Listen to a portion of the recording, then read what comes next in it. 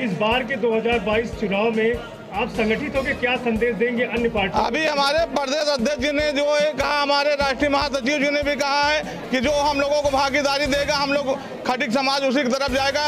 खटिक समाज किसी का बंधुआ मजदूर नहीं है कि कोई भी एक आ जाएगा इशारा करेगा, हम लोग उसी तरह जो है चले जाएंगे। हम लोगों को जो भागीदारी देगा, चाहे जो भी दल हो, हम लोग उसके साथ जाएंगे।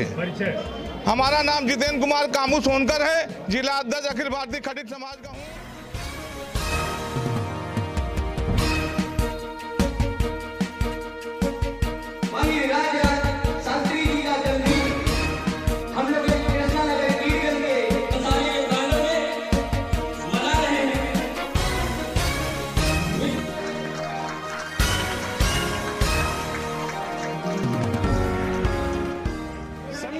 प्रयागराज में आज कीटगंज में जो सोनकर जो धर्मशाला है सोनकर समाज की, यहाँ पर अखिल भारतीय खटिक समाज की तरफ से एक कार्यक्रम किया जा रहा है और 2022 यूपी विधानसभा चुनाव है।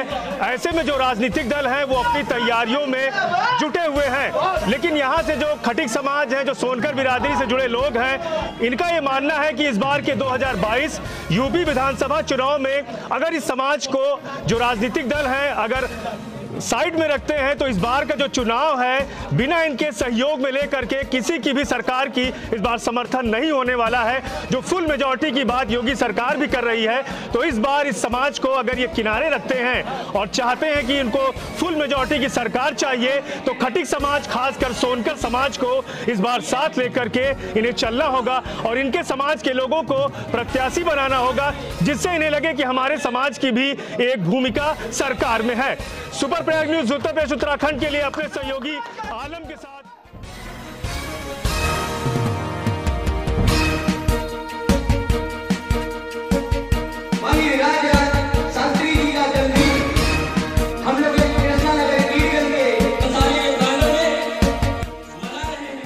यूपी विधानसभा चुनाव में बिना खटिक समाज को साथ लिए नहीं बनेगी किसी भी राजनीतिक दल की पूर्ण बहुमत की सरकार। प्रयागराज में खटिक धर्मशाला कीटगंज में अखिल भारतीय खटिक समाज के बैनर तले स्वर्गीय राजनाथ सोनकर शास्त्री पूर्व कैबिनेट मंत्री एवं पूर्व सांसद का जन्मदिवस मनाया गया। इस दौरान काफी संख्या में खटिक समाज से जुड़े लोग मौजूद रहे। अखिल भारतीय खटिक समाज के जिला अध्यक्ष जितेंद्र सोनकर उर्फ कामू सोनकर के नेतृत्व में कार्यक्रम आयोजित किया गया। मुख्य अतिथि के तौर पर अनिल सोनकर शास्त्री अखिल भारतीय खटिक समाज के राष्ट्रीय महासचिव रहे।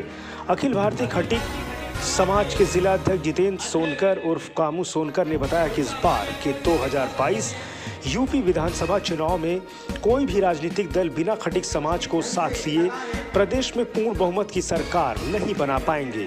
ऐसे में जब तक खटिक समाज के लोगों की भागीदारी से उसी राजनीतिक दल को समर्थन करेंगे जो खटिक समाज की रहनुमाई करेगा। कामू सोनकर का कहना है कि इस बार के यूपी विधानसभा चुनाव में जो राजनीतिक दल इनके समाज को अपने दल में प्रत्याशी के रूप में भागीदारी करेगा, उसी राजनीतिक दल का पूरा समर्थन खटिक समाज करेगा।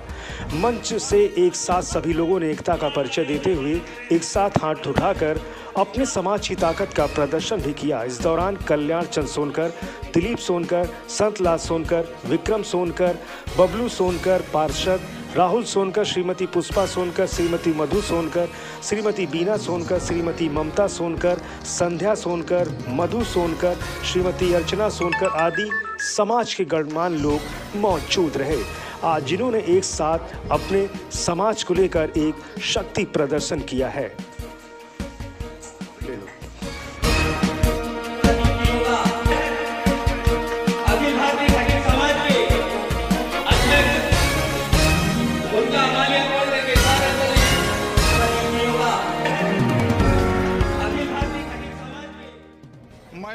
अखिल भारतीय खटिक समाज का जिला अध्यक्ष हूँ। साथ ही आप लोगों के माध्यम से ही जो है सूचना देना चाहता हूँ कि हमारा खटिक समाज पढ़े लिखे और आगे बढ़े।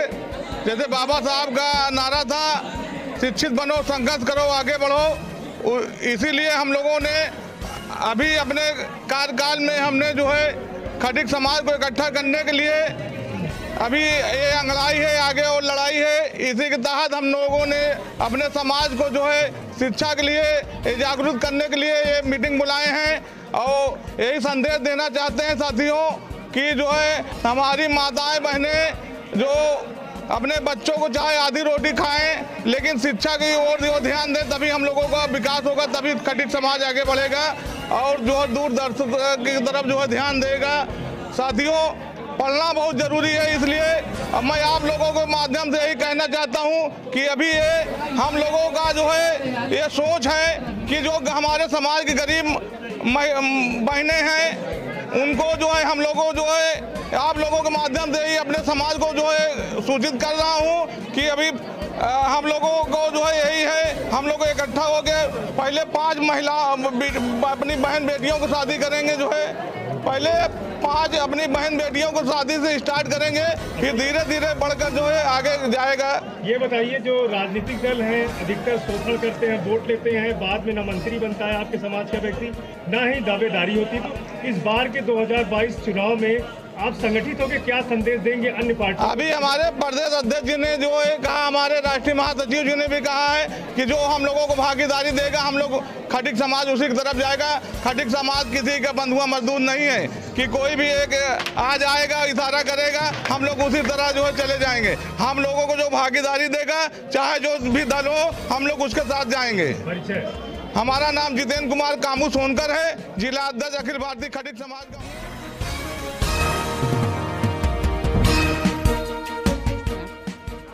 कि हमारे सोनकर समाज के लोग पीछे हैं और आगे नहीं बढ़ पा रहे हैं, क्योंकि वो बच्चे न माँ बाप पढ़ा लिखा पा रहे हैं, न कुछ कर पा रहे। तो हमारे लोगों के ये है कि बच्चे पढ़े लिखें, भली माँ बाप कम खाएं और बच्चे पढ़े लिखें, आगे बढ़ें। और उनकी सरकार को ये कहेंगे कि सरकार जब से ये आई है तो बच्चे और नहीं कोई सुरक्षित नहीं, न लड़की सुरक्षित है, नहीं लड़के सुरक्षित हैं, कोई नहीं कोई जो पढ़ लिख कर नौकरी वो भी नहीं। कोई भी सरकार आए गरीबों का ध्यान दे, जो पीछे गरीब हो उनको आगे लाया जाए। जी, मेरा नाम है पुष्पा सोनकर और मैं यहाँ सोनकर समाज के जिला अध्यक्ष बनी हूँ।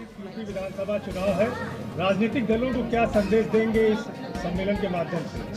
सारे राजनीतिक दल ये हैं, हम ये कहना चाहेंगे कि जो अम्बेडकरवादी सोच रखने वाले पार्टी दल होंगे और जो खटिक समाज को भागीदारी देगा, उत्तर प्रदेश में खटिक समाज हमारा उसी को वोट करेगा, वरना वोट नहीं करेगा। मतेश सोनकर, मैं पूर्व मंत्री हूं और उत्तर प्रदेश का अखिल भारतीय खटिक समाज से प्रदेश अनिल सोनकर शास्त्री, अखिल भारतीय खटिक समाज N44N का मैं प्रधान राष्ट्रीय महासचिव हूं।